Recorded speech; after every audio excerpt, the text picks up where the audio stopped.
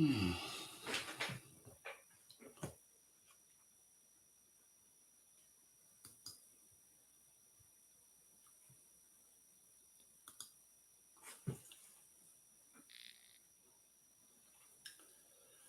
Good morning. Welcome to Sunday morning. It's good to be here with you.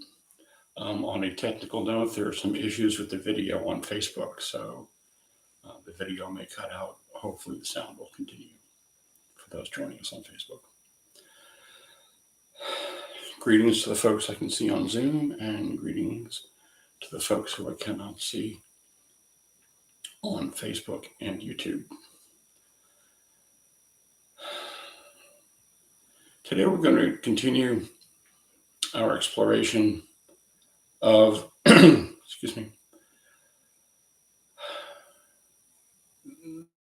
the 6 elements of compassion. And they are willingness, empathy, kindness, non-judgment, active listening, and altruism. And we've covered empathy, kindness, and today we're going to talk about non-judgment. But that will come after the meditation. Welcome, Susan. Nice to see you. Or at least from here up. So why don't we begin? Hopefully my voice will hold out. Why don't we begin with the meditation? So I invite you to find a comfortable way to sit in which you are upright but relaxed at the same time. Not stiff, but let your back be straight.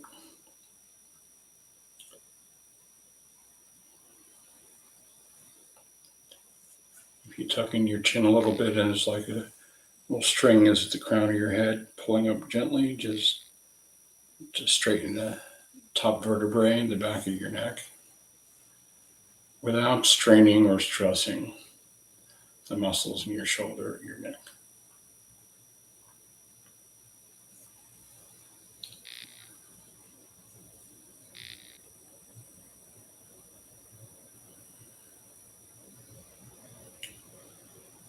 And gently close your eyes.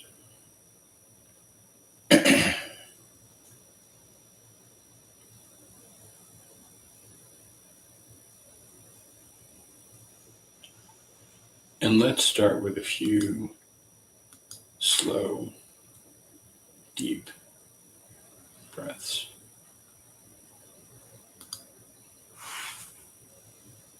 About 3/4.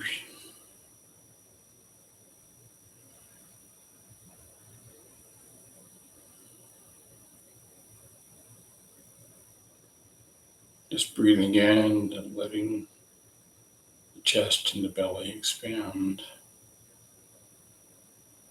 Maybe deep breath pushes you up a little straighter.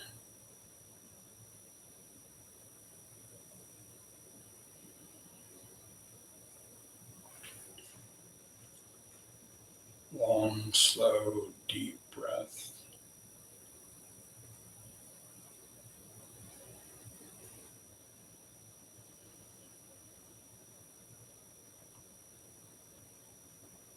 At the bottom of the exhale, just pause for just a moment and notice the body transitioning to an in-breath.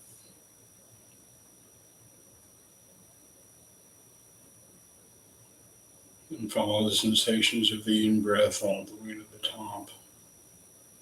Pause for a split second and notice your body transitioning to an out-breath.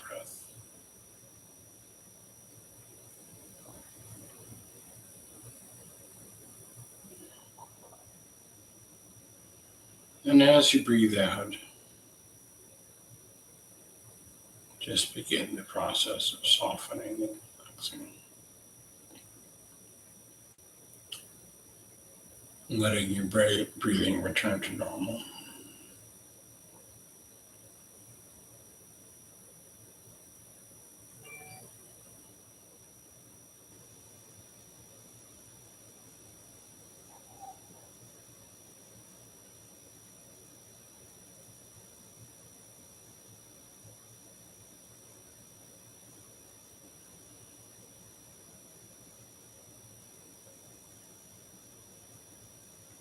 And as you breathe out, just on the out breath, continue softening, relaxing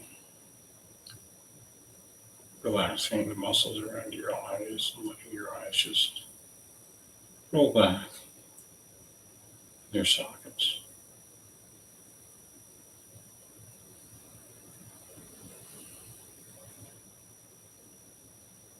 Relaxing the muscles in your face. They do a lot of work.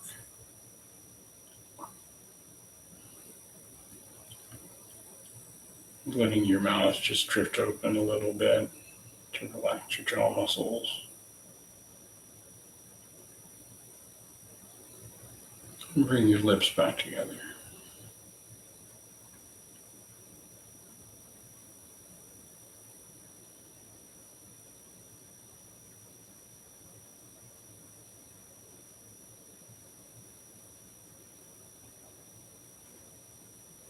To whatever degree you can, relaxing your shoulders. We tend to hold them up a little bit and just let them fall.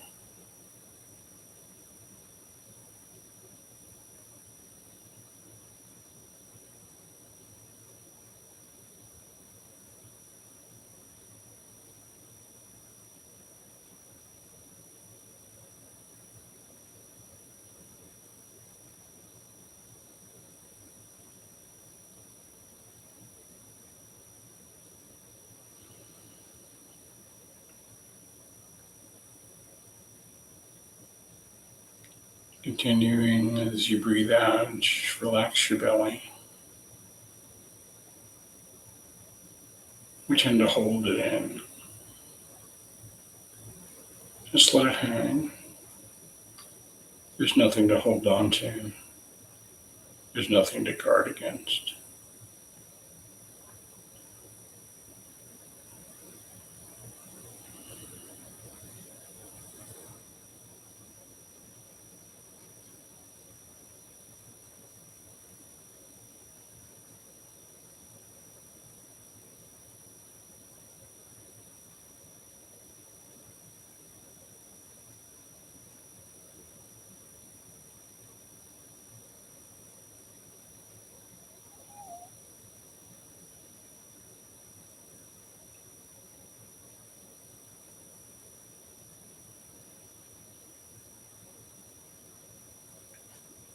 And letting your attention and your focus come to your breathing.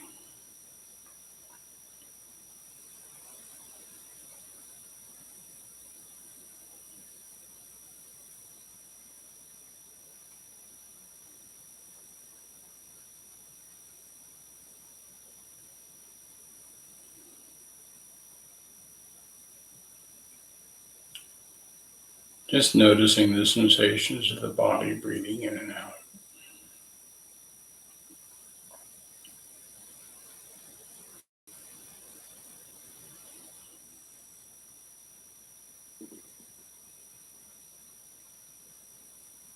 And keeping your focus there on the breath.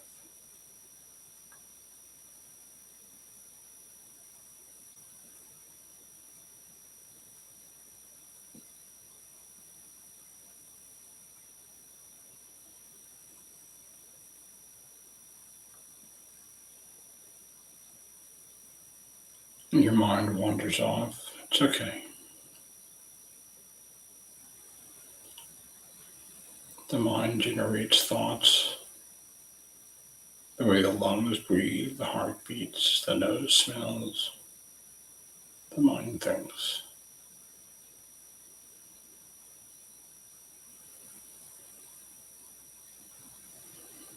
And then when you notice, just gently slide your attention back to focus on the breath.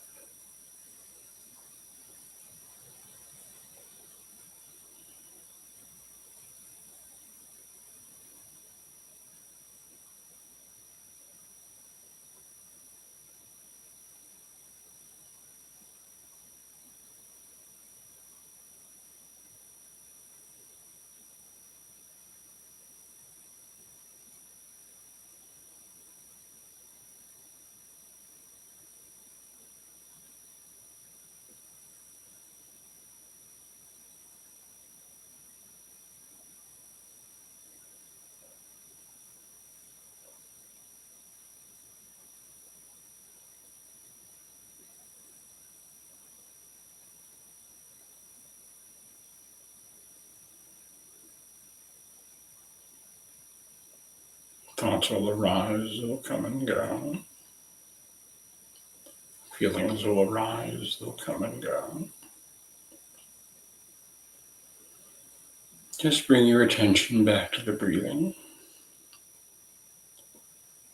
You may do this 10 times, you may do this 100 times, doesn't matter. Just keep coming back, keep coming back.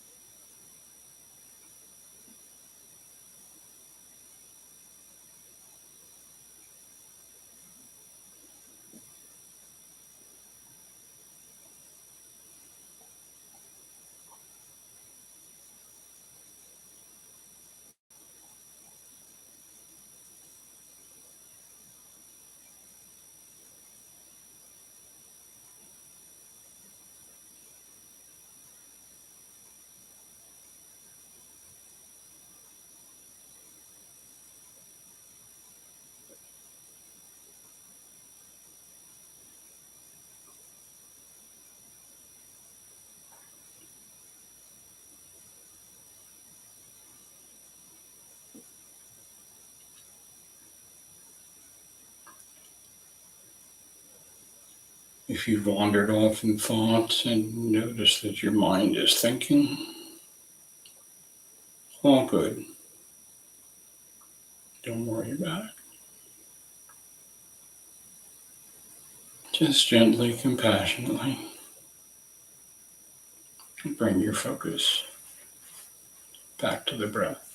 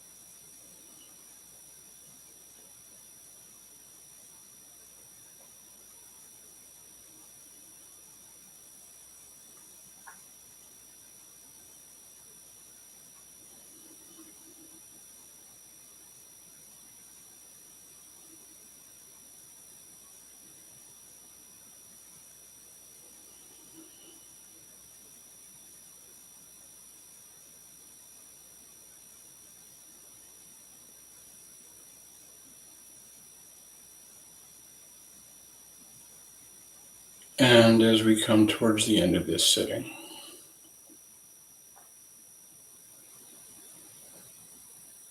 I invite you to turn your gaze outward.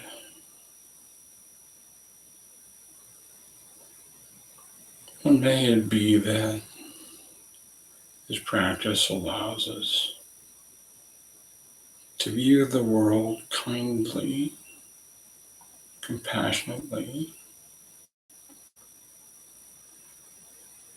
And may it be that this practice enables us to bring kindness and compassion to our households, to our meetings, to the people close to us, to the people we pass by on the street, to the people we encounter momentarily.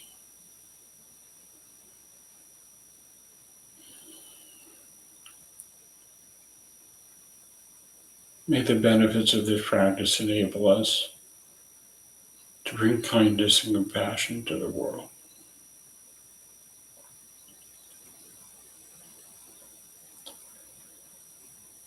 May the benefits of this practice be of benefit to all beings everywhere.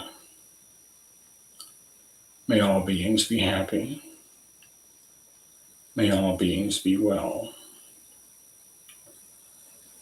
May all beings be safe.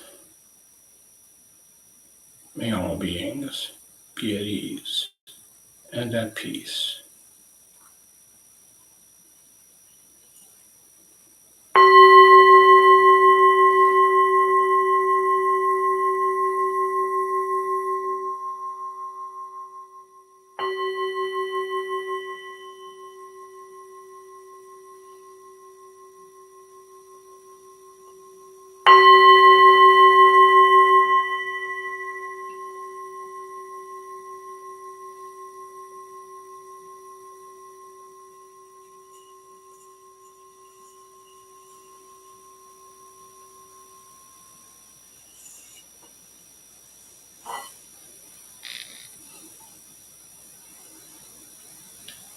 Thank you for your practice. A couple things just to get started. I put the usual information in the Zoom chat. How to find these sessions on Sunday mornings. My website, my contact information, how to get in touch with me. There's also a link for donations if you feel so moved. Also, I will be teaching tomorrow night at 7:30 Eastern Time. I'll be filling in for Laura Cannon, her Soul Community Meditation Group. That information is also in the Zoom chat, and it's in the Facebook and YouTube links, and I'll post it again to Facebook at some point today. Some of you who were here last week may have noticed that we got Zoom bombed. I've been doing these teachings on Zoom for 3 years. It's the first time this happened. I'm sorry it took so long. I'm surprised it took so long. But I do wonder if I'm the only one who noticed, I'm not sure irony is the word I'm looking for, but something like the irony or maybe appropriateness of getting Zoom bombed right when I'm doing the part of the meta practice on people who annoy you.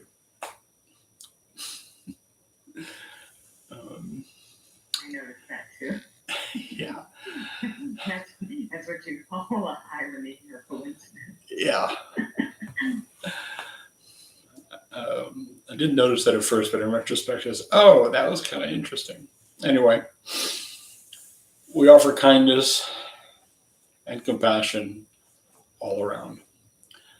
So today we're continuing our walk through the elements of compassion, which are willingness, empathy, kindness, non-judgment, active listening, and altruism.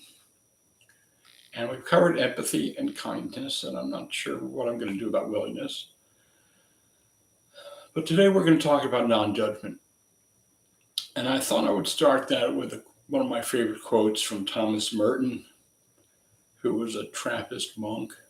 The Trappists are ascetics, but in the Buddhist or Hindu world, they were referred to as ascetics. He was a Christian scholar and writer and philosopher, and some say mystic. And he said, our job is to love others without stopping to inquire whether or not they are worthy. That is not our business. And in fact, it's nobody's business. What we are asked to do is love, and this love itself will render both ourselves and our neighbors worthy. That's Thomas Merton.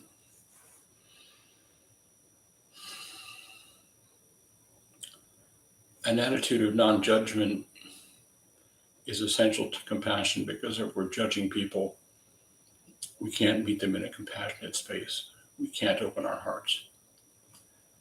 And if we start dividing people into okay, not okay, worthy of compassion, not worthy of compassion, that just like separates us from the rest of the world and our fellows, and leaves us less effective to promote compassion to ourselves and to others.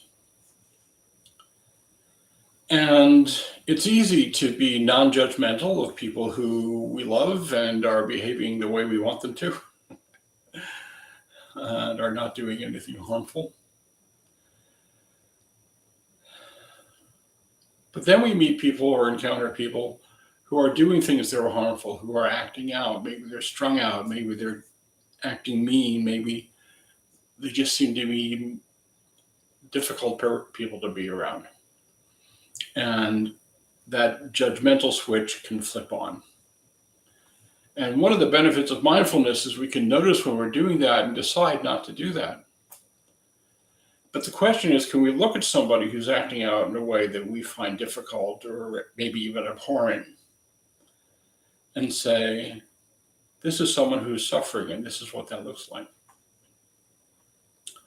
We live in this don't worry, be happy sort of culture where we don't honor suffering and grief, and we don't teach tools to deal with it. So we just push it away and push it down. But the thing about feelings and grief is they will always, always, always find expression. We can express them through talking, we can do artwork, we can write poetry, we can write essays, we can do sculpture, whatever. Or we can pretend they don't exist and push them down and push them away because they're too painful. We don't want to deal with it for whatever reason. In which case they come out as behaviors. And often they come out as behaviors that leave us wondering who we are and why we did that. So can you look at somebody who's behaving badly or who's in trouble because, or maybe even incarcerated because they were behaving badly and doing something terrible, and say, this person is suffering and this is what that looks like? And one of the things I noticed as a grief counselor and working in detention facilities, the deeper the grief, the more abhorrent the acting out behavior. And I've always liked the term acting out because I think it's very precise. We act out, if we don't heal our wounds, we act out our wounds. And sometimes we start by judging ourselves harshly. But non-judgment is a healing force, and it's crucial to compassion. It allows us to create a safe, empathic atmosphere for healing. Everybody's healing, including ours. When I got out of grad school, or before I got out of grad school actually, because to finish the program I had to start an internship. And I went to work at a place called the Giorgetto Institute. And Hank Giorgetto, 5'4", probably weighed 90 pounds, soaking wet, was a force of nature. Developed the prevailing model for working with families where there's been sexual abuse. And all of the interns came in, and I was completely green. And you got assigned to do individual therapy and group therapy. And the only group that was available was adult sex offenders. And I knew that was going to be a challenge for me. And because my first inclination was to either scream at them or throw a chair, which would not have been a compassionate act. But the more I listened to these men and women, yes, and women, the more I got to see that their abhorrent behavior was a direct mirror to their unhealed trauma. there was a person in the group who molested the daughter at age 6, the granddaughter at age 6, the niece at age 6, and it turns out was severely sexually traumatized at age 6 and never healed it. So healing that for this person allowed this individual to heal for themselves and for their family.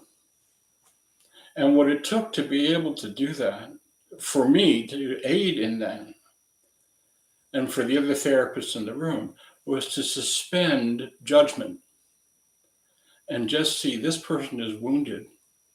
How are we going to help them heal it so that they can get a handle on this sort of behavior? Not this person is bad, what are we going to do with them? So non-judgment is a healing force. This shows up all in various very interesting places. Of all places, Missouri, which we judge harshly because of their politics, right? But what if we don't? Missouri, the famous Missouri model for juvenile rehabilitation. I worked at juvenile hall in Sacramento, and it was a punishment model. If you just throw these kids in here and they don't dig it, they'll get their lives together and they won't come back. But by the time they've been back the third time, this is just part of the normal course of things for them. And the recidivism rate is close to 90%, which suggests that they're not actually accomplishing anything. In Missouri, it's a treatment model. They put the kids in individual cottages to give them operational responsibility for the facility. They treat them with kindness and compassion. They do therapy. They do rehab. It is not the punishment model, you're bad, you should get it together. The model is, we see you, and we know this isn't what you want, and we know this isn't who you want to be. And we're going to suspend judgment because these kids have been around judgmental people all of their lives. And it turns out to be a healing force. And Missouri has the lowest juvenile recidivism rate in the country. So non-judgment actually works. And as a therapist working with offenders, especially with juvenile offenders, I was the first person they met who wasn't just telling them they were bad.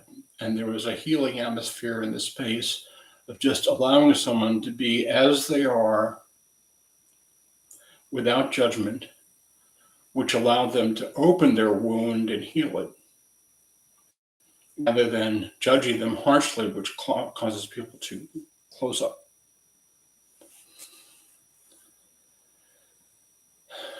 If we're judging people, we can't hear them.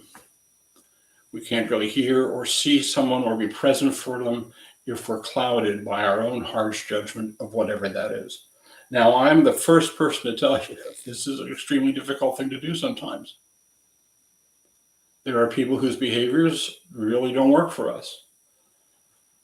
There are politicians on both sides that we tend to judge harshly. What if we didn't? This does not mean we accept unacceptable behavior. And this does not mean we participate in that. It means we step back and look and see this is something that needs to be healed rather than something that needs to be fixed. And offering a compassionate space begins really with suspending judgment. It's also true that while I was working at the Giarretto Institute, I had a supervisor and I would vent all that stuff to her. Right? So I didn't have to bring it into the room with the folks who were actually doing the healing work. This is also an essential piece of the 12-step movement. In Alcoholics Anonymous, we listen to each other. And we don't say, you're bad. We say, how are you going to heal that? And the 12 steps is a method for healing that begins with encountering people in a non-judgmental way. It's an opportunity for healing. And by embracing non-judgment, we can create an environment where people can feel safe to share their struggles, their vulnerabilities, and their aspirations, knowing they will be met with compassion. Judgment is the opposite of compassion. It allows the healing energy of compassion.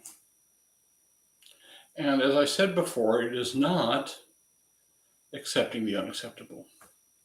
It does not include protecting people from the consequences of their actions. And it is not a form of enabling, where we just turn our backs and say, well, that's okay. Because sometimes compassion means saying that's not okay. There's a paradox there. When I was in couples, as a therapist, I did couples counseling for a long time. So I decided I didn't want to do it anymore. It's joy being in private practice.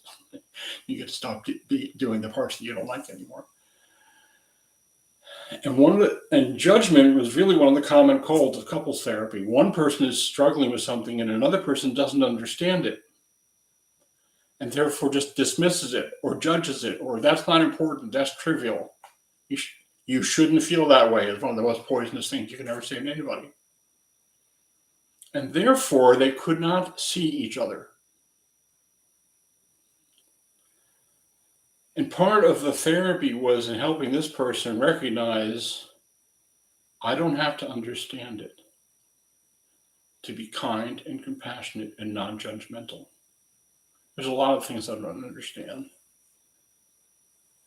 That doesn't mean I get to judge them as somehow bad.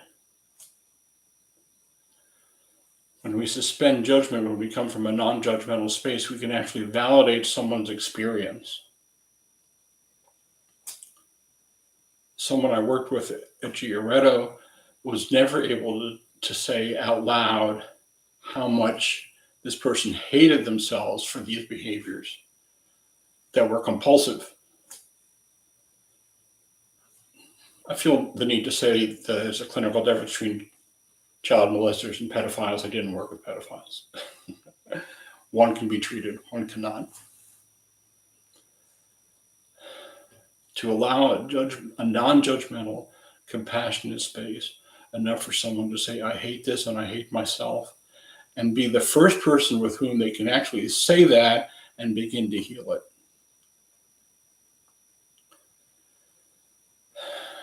And non-judgment is the path to the other elements of compassion that we've already talked about. It's the path to empathy, because how can we open our hearts when we're delivering judgment? It's the path to kindness, and we can't open our hearts to kindness if we're just like writing people off as unacceptable. It's a foundation for compassionate interaction and active listening, which we'll cover next week as another element of compassion. And people who've been coming to these sessions for a long time know that I always at some point to self-compassion. We judge ourselves harshly, which actually inhibits our growth and development and makes it impossible for us to be serene and centered. Because as long as we continue to judge ourselves harshly, we're continuing to do things that keep us, it's very painful, and we continue to do things in our attitudes and our behaviors that keep us from feeling what that feels like.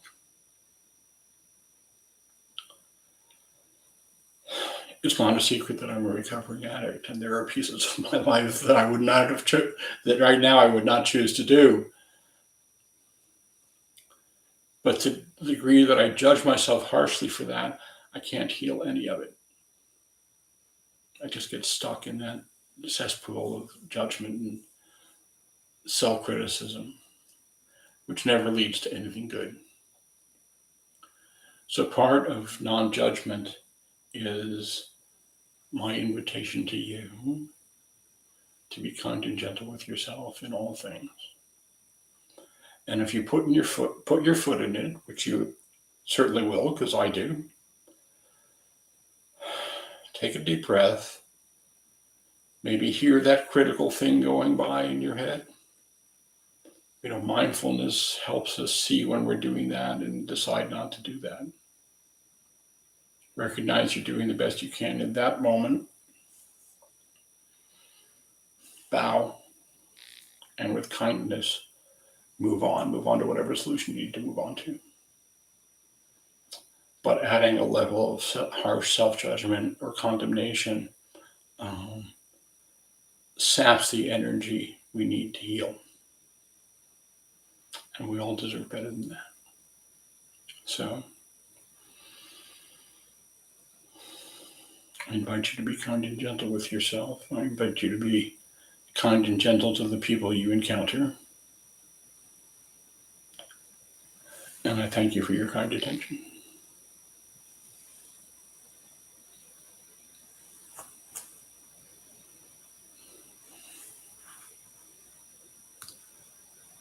I want to make sure we're still on the air on Facebook, which we apparently are. Okay.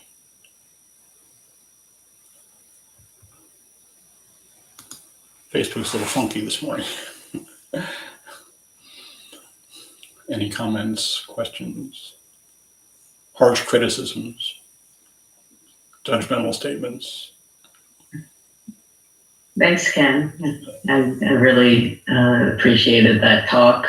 I had a very unusual experience this week. One of my coworkers who appears to have an alcohol problem, like lost it on one of our meetings in front of the boss and everybody, and said, "I'm going to quit. I hate this job. I'm leaving," and said some other things. And I had several people were messaging me, "Is he drunk? What's wrong? He's gone off the deep end. He's drunk. This is terrible." And I was thinking the same thing, like, what is wrong with this guy? Why would he do this? And so I was having that judgmental reaction at first, but then the compassion kicked in, and I just kept saying, I hope he gets the help he needs. And I said that several times to my coworkers and myself. But then I was thinking afterward, maybe I should call him and talk to him. But I've had people say he's very angry and paranoid right now when he's drinking. You can't talk to him. And so, I was like, maybe I shouldn't talk to him. That would only make things worse, So it's, I guess you can have compassion for someone, but then how do you talk to someone who may not want your help? Or is it better to not talk to that person? I guess is my question. Well, we can talk to people. We just have to let go of our expectations that something's going to happen. I think I've talked about this before. The Hopi Indians believe in every situation there's 88 possibilities. I don't know how they came up with that, but I like it. So in the realm of 88 possibilities, you talk to this person and you maybe say, we have an EAP if you have one. We can find a therapist. There's Alcoholics Anonymous. And they slammed down the phone, but they heard you. And somewhere inside, they had the experience of somebody of encountering someone who didn't just essentially scold them. That's a healing moment. Whether they take that in and what they do with it, that's a completely separate issue. One of the flaws in thinking of compassion and empathy is the assumption that if act this way, they'll act that way. We have no control. The only control we have over life in general is individual decisions we make in individual moments. So if you decide to reach out to this person, do so with kindness and concern. I'm concerned about you. I hope you're okay. And if you feel like offering resources, you can offer resources. And let go of what happens next. Expectations are just like grief waiting to be born. So we do the best we can. Yeah, my biggest emotional baggage, my biggest problem from childhood and what have you is fear of confrontation, fear of that person slamming the phone down and being angry at you. So, Well, let's say this person that's a hard slams. thing. Let's say this person slams down the phone. What happens after that? Probably nothing. Yeah. Krishna Das likes to tell this story about how he made some sexist comment about one of the women in the Sangha where he was in this ashram. And the teacher, who may have been Sai Baba, maybe, I don't know who it was, made him sit in a room and chant Om Namah Shivaya, I think it was, for an entire day. Right? And sometimes it was Om Namah Shivaya, and sometimes it was, And one of the things he learned from that, as he went through the varying states of mind with that, something always comes next. We get into this space where we think we're going to do something, and then something's going to happen, and we can't imagine that something comes next. Something always comes next. So when I was talking about empathy last week or the week before, one of the things I mentioned is we cringe, but then something comes after that. So you call this person, and he uses language that you wouldn't see on Sesame Street. What George Carlin said, among the 7 words you can't say on television. Maybe raises his voice, maybe gets escalated, tells you to, the next word is off, and that's the end of the conversation. Or says, I'm having a really terrible time, and you're the first person who's actually called me to see how I am. Or, thank you very much, I gotta go, because now they're embarrassed. Or asks you to marry him. I don't know. 88 possibilities. None of which we have control over. So I guess that's a lot of verbiage to say, to suggest that we not allow fear to block us from offering compassion. And we not allow our compassionate impulses to lead us to think that we have any control over what comes next. I hope that was helpful. Yes, it was. And I think I will call him next week. Yeah. Although I may approach it like, I'm worried about you because you said you're going to quit your job, and maybe approach it from that way. Mm-hmm. I don't want to say he's got a problem with alcohol without knowing all the details or implying that. Yeah, I'm not sure that would be helpful. No, I don't want to do that, but I will show him that I care about him and ask him how he's doing and tell him I don't want him to quit, Yeah. You've inspired me to do that. So I appreciate that. Thanks. It's also possible this job really doesn't work for this person and needs to get out. That's true, yeah. That's possible as well, yeah. Yeah, so the thing is, we don't really know what's going on with people. And we look at their outsides and we see a reflection of our insides looking at that. But we don't really know. Yeah. So, but I'm hearing you, as I often hear you, say, I want to lead with kindness. Because you're a kind and compassionate person. I've learned that about you. Thanks, Ken. So, well, we're coming up on 10 o'clock. I was going to talk to Andre after this is done. So, Andre, hang around a few minutes.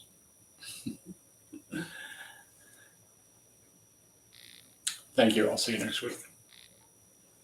Thanks. See you tomorrow. Yeah, see you tomorrow.